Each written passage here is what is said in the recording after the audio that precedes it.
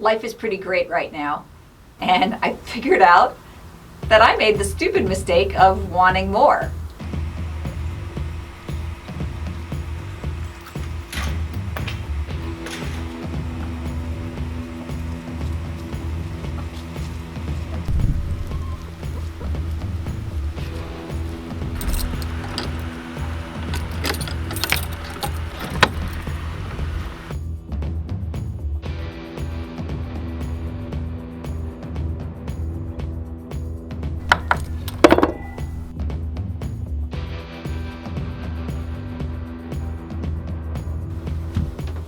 Wanting success. And then I started reading this book, The Subtle Art of Not Giving a Bleep. It's a really good book. It's like, what's the word for it? It's really good advice. And it's like, just don't care for a while. Like, don't care. Like, just don't care so much and you'll be happy. And so, wow, what a relief. Also, other good news, my son got his driver's license. Yay! That is such a big project and such a big undertaking. The whole teaching, 30 hours of driving with your kid, taking him to driving school 7 times for 7 driving classes, going to the DMV, going in a government office is very stressful. And then to top it off, we're all in masks and we're all spaced and you're supposed to have an appointment, but if you try to make an appointment, you'll have an appointment out in October. So it's crazy. It's just crazy. All to do was like go down first thing in the morning, be there at 7 a.m. and wait outside the door, and maybe they'll let you in. And it worked. It worked. We were the second people. Anyway, on the topic, these are my What? There's a crack down this mug. Number 9 is out of circulation. Number 9 is broken. That stinks. It was such a cute shape. You can't sell a mug that has any kind of flaw. I think I did a heck of a good job throwing that mug. But, oh well, number 9 is out of commission. Replace number 9 mug. It was a tea mug. Okay, so quality control. Let's take a look at everybody and make sure. If you cut yourself on a piece of pottery and it gets on your bisqueware and then you glaze it, iron from your blood will show right through the glaze. It's incredible. Your blood is so metallic that it's just not all organic. Number one is a very nice looking mug. Number 10 is an excellent mug. Nice, small but not too small handle. Fits nicely in the cabinets. Happy with that one. Here's the odd shaped one, number 6. No cracking, good quality handle attachment. Good. Number 3 is very nice.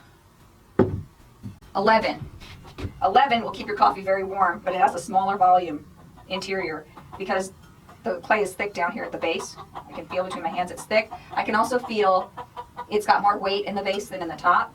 So it's not a super balanced mug. The shape is not perfect. If I was a person who casted mugs off, like I make one really perfect mug and then I make castings and make tons of the same mug, this would not be one. This one would get rejected, but it is good enough to make as a one-of-a-kind mug. This one will hold quite a bit more coffee. It's thin all the way down. Also, wouldn't use this one in a mold. This is number 12. But great shaped hand, really nice handle, and cool, interesting design. But number 12 is not the ideal of perfection, which is pretty much number 1. Number 1 was pretty much closer to the ideal. Let's see this one. Thin, no cracking, good. Number 2 has a nice shape. That would make a good teacup because we want tea to cool a little faster than coffee. I think that's why we have more of an open top on teacups, and no cracking. It's a good shape. 5. Oh, this is a nice cup. Handle is straight, good thickness all around. That one I would consider casting that one if I was a mold maker, which I'm not. That's one. That one I would do. Very nice.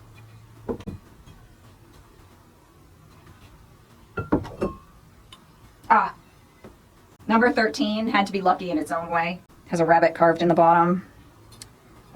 And thickness is good, interesting shape, good handle, not too big on the handle, enough for 2 fingers for me. Bigger person, This is not, if your hands are very big, this is not the cup for you because you would only be able to get one finger. Well, that's not bad. One finger. So I hold it this way to check the handles to make sure that they're straight. And I turn it this way and look down the handle. Is it straight? Does it have a pleasant shape? No harsh curves. I kind of carve them a little. I think that's why they take me longer. It has a nice spiral on the bottom. Number 10 is definitely a keeper, but I have to say, I could have trimmed out a little more on the base here. The base feels a little bit heavy, but nice mug. These need to be painted with glaze and then fired, and then they'll be ready. Oh, should I glaze? Okay, wait. The best way to get 13 mugs done this week. Throw 13 more mugs.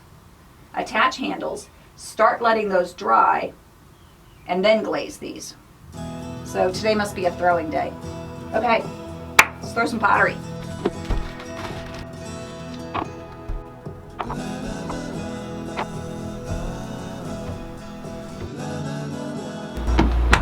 When I've worked in a factory, I learned about CANI, C-A-N-I, constant and never-ending improvement. Do all of one process at a time, and then do another process, like focus on one thing. That's why I don't wedge this and then immediately throw the pot, is because I can get a lot more done, wedge all 10 or wedge 6 at a time, and then work it. My arms will get really tired. But it's processes that you can do in steps where you can break them up into tasks. I'm gonna throw all of them. I'm gonna do all handles. I'm gonna glaze all of them. Then you can really speed up. Great, okay.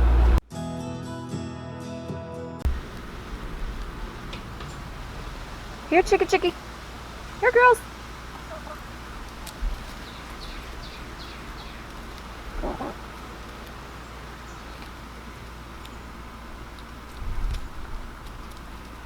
They love banana. They'll steal it from each other. Break's over. I called my friend who works at the pottery store. She sells the clay, she sells the materials, and she knows everything, and she watches my videos. She gave me tips. She said, open up the bottom of this thing. So she said the problem could be in here. If it's more serious than that, I'm gonna have to call the repair guy to come out. I got this wheel for free. She said if you can fix it, it can be yours. And then I read both books, and I fixed it, and that's how I got this very, very fancy pottery wheel. I just called the car insurance place. My son's car insurance is going to be an extra $300 a month, so I really need to get to work. Also, he probably needs to get to work too, so I'm thinking I might need a pottery assistant. He's thinking, where'd that thing go? Oh no, he really wants to go work at Subway. He wants to work in a restaurant. This thing is not turning. There's a little clay stuck in the Woozy Watts there. I sold my kick wheel yesterday. My manual pottery wheel. Of course, today this thing starts really malfunctioning. Yeah, I sold it yesterday to save money for my kid. He needs a piano. He's got a keyboard right now, and it doesn't have weighted keys, so he wants a digital piano, and it's $700. And I sold some stuff from around the house, and I have 300 of it saved up, and I think that's a really good start. And he'll just have to wait, you know? Make a plan, watch the envelope start filling up with cash. Because it's all about setting a goal, and then the goal happens. Like, look, I'm in my own pottery studio. So, okay, you should start your own. If you want me to shout out your channels, like if y'all have YouTube channels and you want shout outs, I'm happy to do that in videos. Just, you'll have to get in touch with me in some way. So my email address is julie@silversmith.com. If you know how to spell silversmith, then you're in. There we go. Got it. There didn't seem to be anything wrong with that mechanism right there. It's a little dirty in here though. Ew. See if that made any change. I'm guessing not. I think it's the motor. Okay. Turn it on.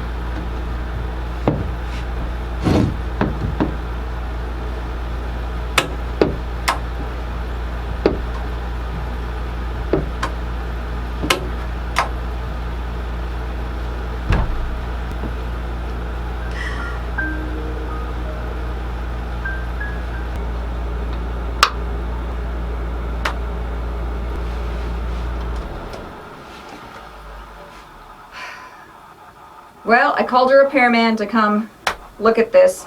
$85 just to look at it and diagnose the problem. And so he'll be out here in 2 days. Meanwhile,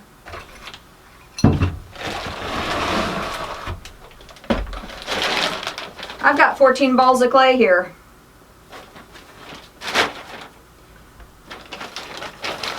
They're just gonna have to wait.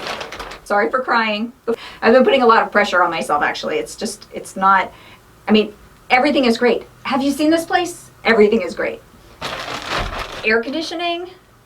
Soon the electrician's gonna come and we're gonna get this whole thing done right.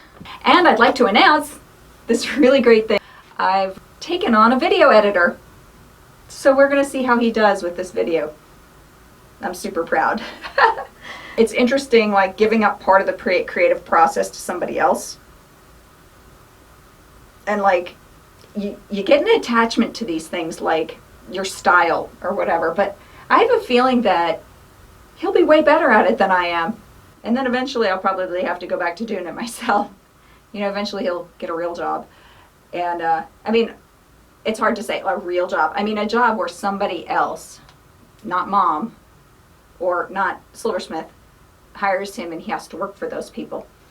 It's funny.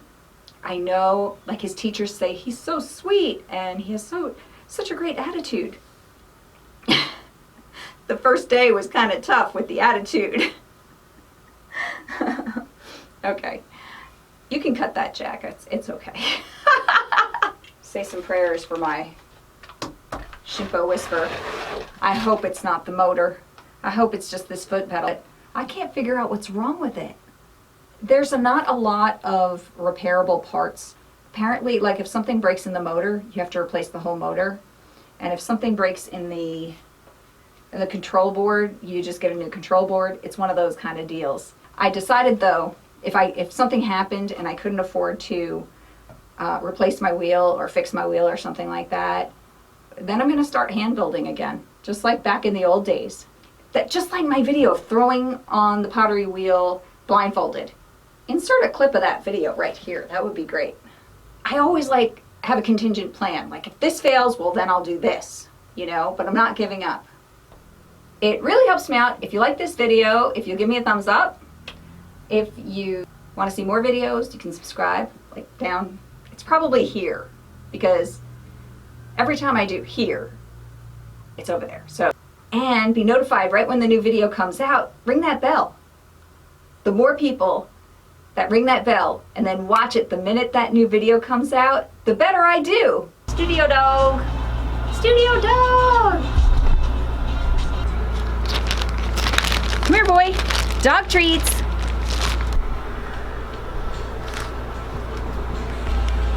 I'm training him to like the studio.